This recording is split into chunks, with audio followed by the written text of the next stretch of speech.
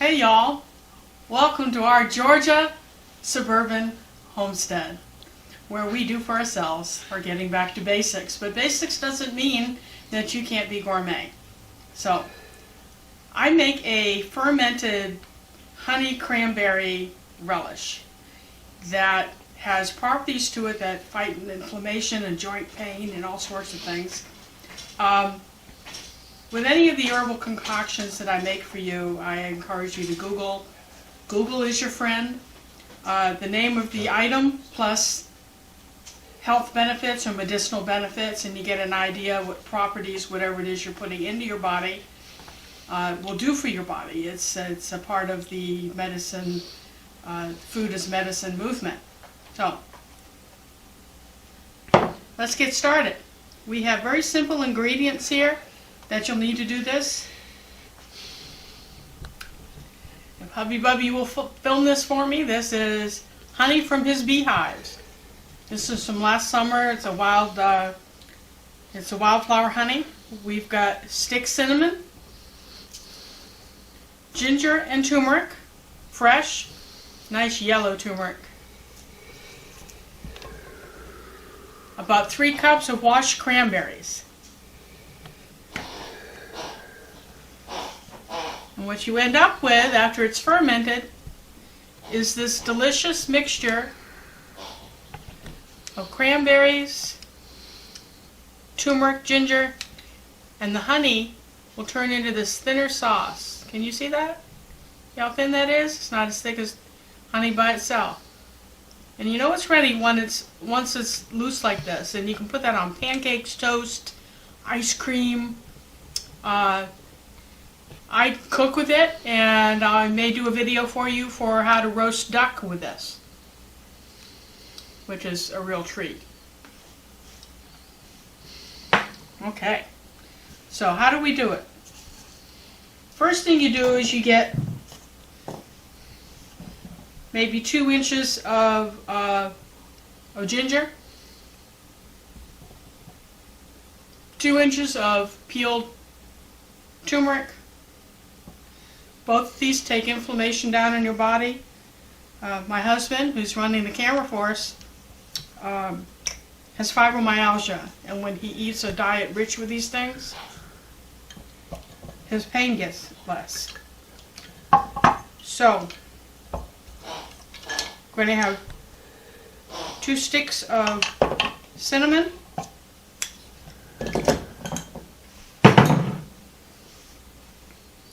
and it's very easy. You're going to be amazed. The other equipment you're going to need is a jar.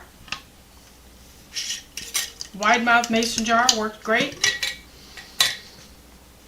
It's something called a fermenting nipple, which has, can you see the hole in that? When I squeeze it? Whee! There you go. And do that again? Whee! Yep. It tickles. Okay. My husband is not amused. Okay, so that allows, when it starts fermenting, the gases are going to come up out of here, and this allows them to come out without making your jar explode. If you try to do it with a sealed jar lid, it's going to explode like a little sticky time bomb. So, fermenting nipples. You can get those on Amazon, Walmart, all sorts of places. Roughly 3 cups of washed cranberries, okay? And a food processor. Now, you don't have to put it through a food processor. You can do this whole, but this will help it ferment faster. And getting the lid off is a challenge. And cut.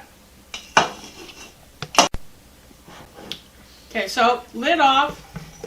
You simply add your cranberries.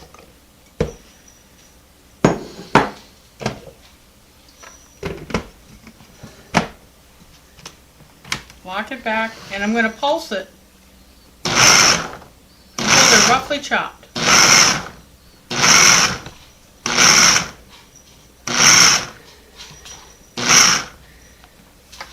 Okay. I then come over here. I'm going to start off with one of those in there.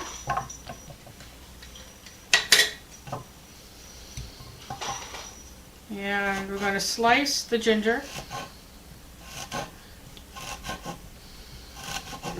Into little pieces.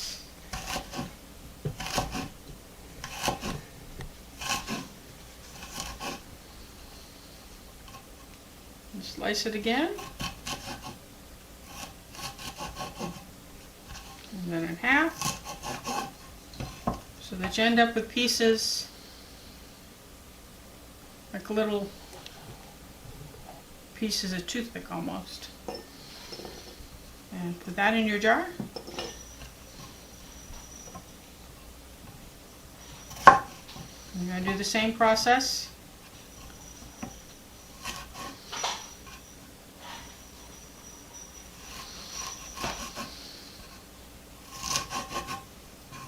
With your turmeric, and since I've got a tall jar, I'm breaking it into 2 sections.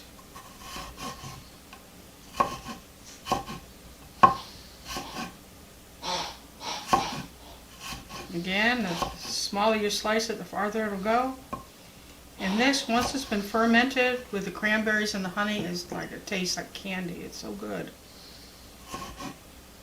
One of the ways I use my fermented cranberries and honey is when I make a kale salad, and I'll show you that later in the year. And on how to do that, you just spoon it over the kale. It's like wonderful. I'm going to get a spoon. I'll be right back.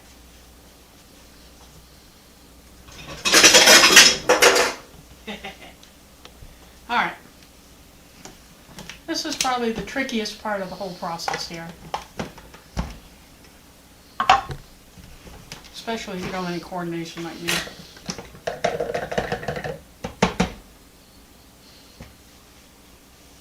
Don't want to waste any of that berry.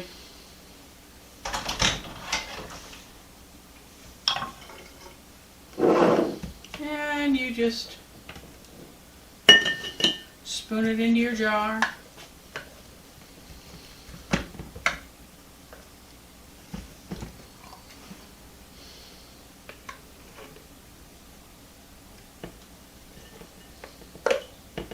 Again, I'm not the most coordinated person.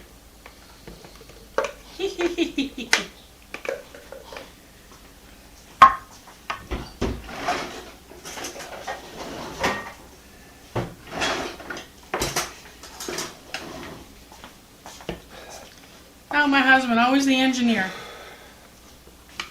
You hear that disgusted sigh? I get that a lot. That's just the pain. Alright. Since that's a tall jar, I'm going to be putting the other half of this in here.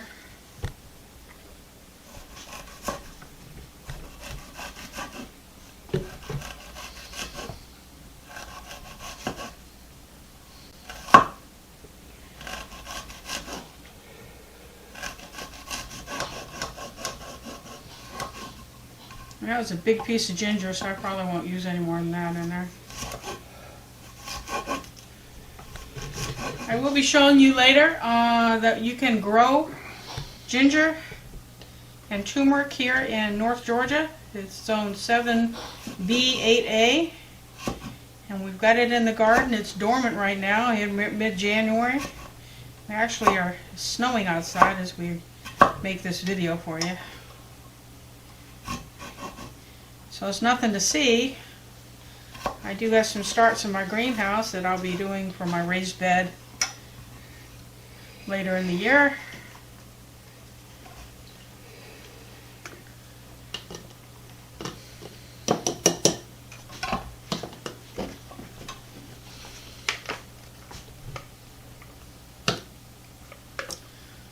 So I'm going to have a little bit more fruit than I have jar, but that's okay. Once we're off camera, I'm going to probably combine all this or make a little separate jar for it, because I have a neighbor who's been asking me for months to make him some. And the most expensive element to all this is going to be the honey. Now, as I said, we have our own bees. I'll be right back. We have our own bees, so it's not quite as bad for us, although beekeeping is expensive. So, that's why you pay so much for honey.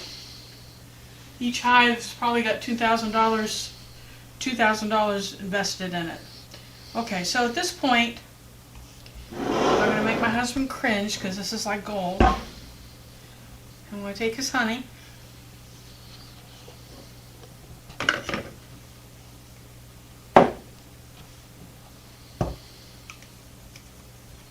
And I'm going to pour it in.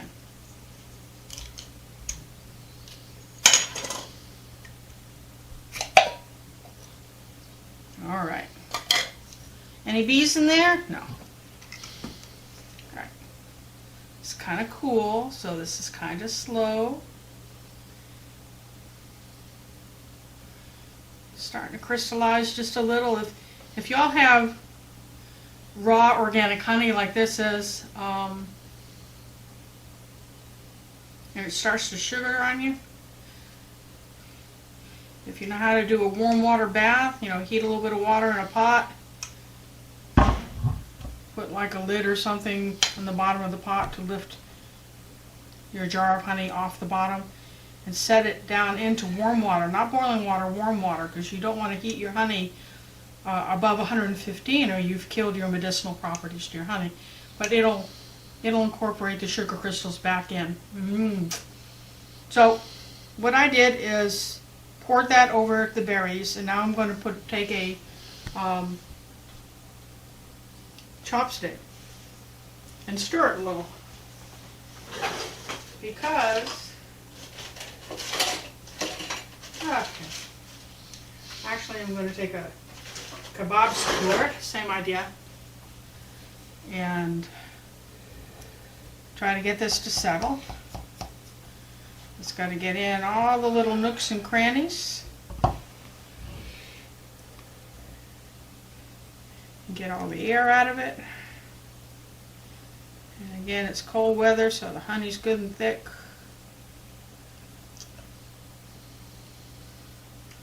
You can see what I'm doing here. See how that level's going down on top?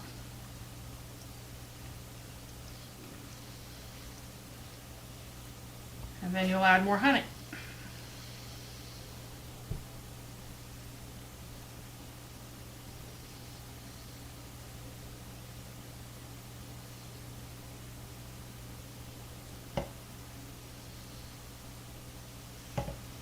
And you'll keep doing this until the honey totally covers the fruit. And you've stopped the fruit right at the lip of the jar, so you've got, what is that, an inch head space there? So continue to stir with a chopstick or a skewer or whatever you can get, like almost to the bottom of the jar.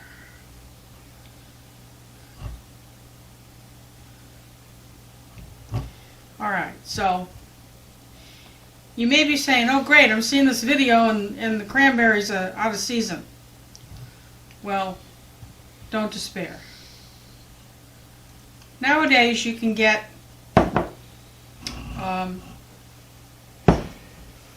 dried cranberries just about any time of year. So I've made this with dried cranberries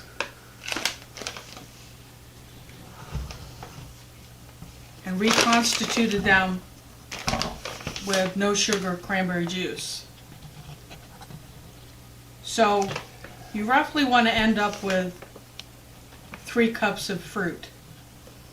So what I do is in a bowl, I'll put 2, maybe 2 1/4 cups of the dried berries,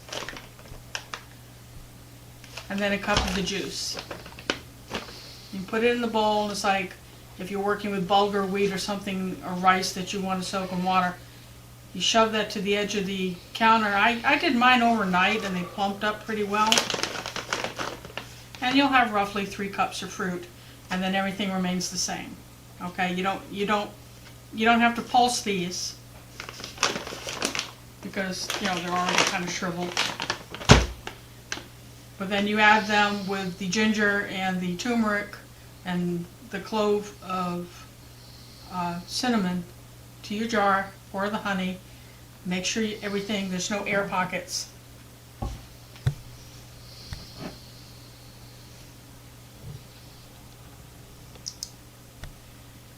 And you just keep it going until you get all the way to the bottom.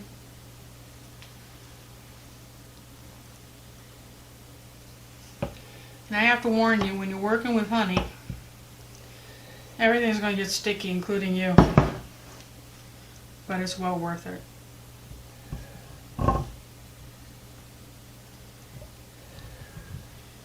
Okay. So we're going to turn the camera off because I know you don't want to watch me stir this for half an hour, however long it's going to take. So I'll be right back. Hey, welcome back. So it took a while. Again, if it's warmer weather, the honey will flow down faster. But you notice it's all the way to the bottom. I do believe we've got the air bubbles out. So now what you want to do is you take your fermenting nipple. Actually, before you do that, get a moist face cloth. Moisten it with water. You may want to put a little bit of vinegar on it, water and vinegar, which helps you cut the sticky. You put your fermenting nipple on top, and then your band lid, and you tighten it down. Then I always wipe it down the outside of the bottle because everything is sticky. Now, the length of time this takes to process depends on the ambient air temperature. Anywhere from 4 to 6 weeks, maybe a little longer. So what you want to do is you make a tag. Always label. And we tend to use Post-it notes. So this says fermented honey cranberry.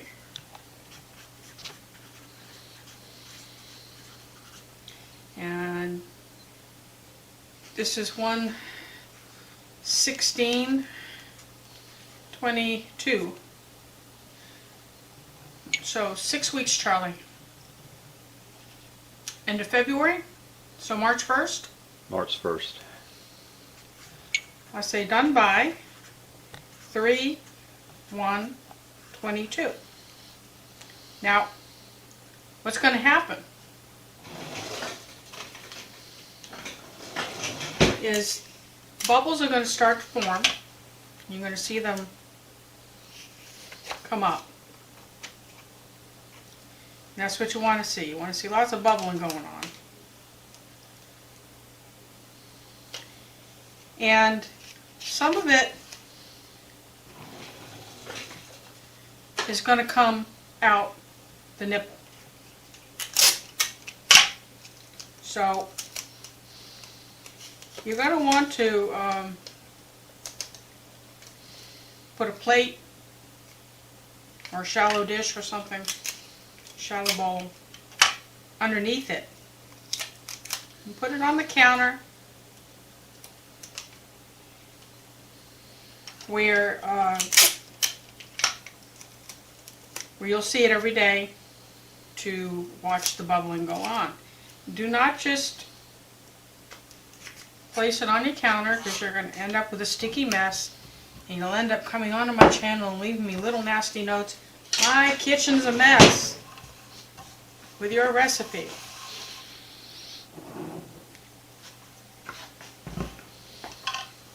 So, back up here.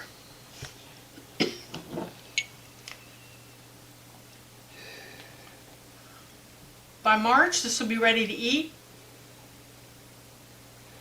And I'll probably make another jar of this in the next few days. But my next jar will have one more ingredient to it because I just like hot things. I'll take a jalapeno or even a Scotch bonnet and slice it up or dice it up very fine and mix it in with the mix. That is so good, used in cooking.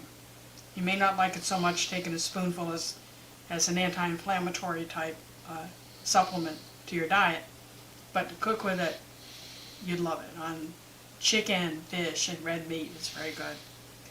Anyway, so I hope you got something out of this video. Hope you had fun. Hope you're running out to the store to get what you need. And next time we'll do another cooking video. We'll probably do, let's see, what can we offer them here in the wintertime, Charlie? Charlie will do some fermenting. He'll show you how to make vinegar. And we'll have some growing mushrooms in the kitchen. Honey fermented garlic. And honey fermented garlic to get you through flu season. But a lot of good things we're going to be able to show you. But thanks for spending time with me today. I know that time is precious. And it always means a lot that you've spent time with me. So if you like what you saw, subscribe, give me the thumbs up, make a comment, make it nice. And we'll see y'all later.